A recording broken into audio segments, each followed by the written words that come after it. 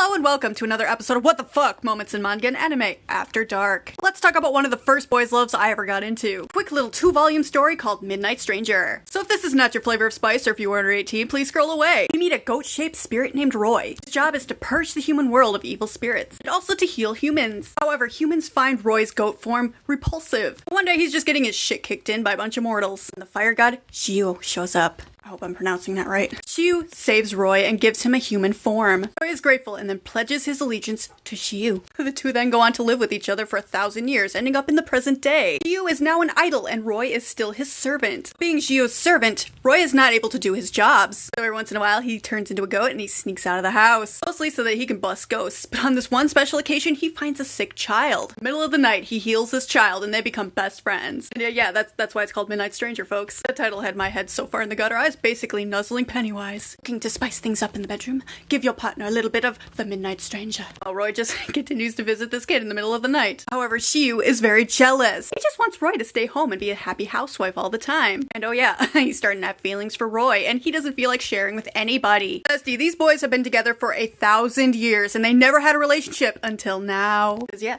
Roy feels the same way about his master. And yeah, the plot kind of disappears for a while as the two boink all over their apartment. Shiu then realizes, hey, maybe I'm being too much of a bitch about Roy. You can go out and do your job, Roy, and, visit your little friend, as long as I go with you.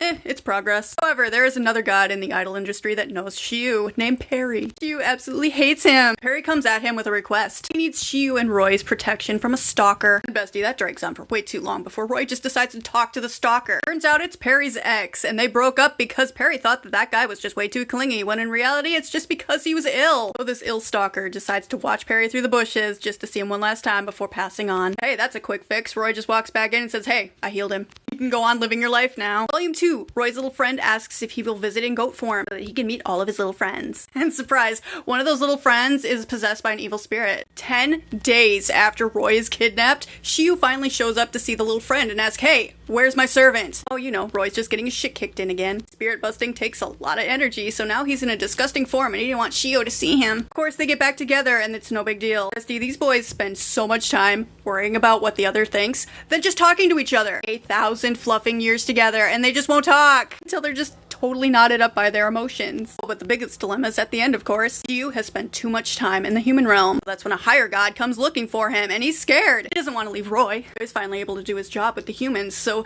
he's not going to want to come with because there's no humans in the god realm. Roy's like, babe, are you fucking serious right now? Of course I'm coming with you. Gods, spirits, coming together, falling in love, and, learning to communicate. All this other shit happens, sure, but that's the main takeaway.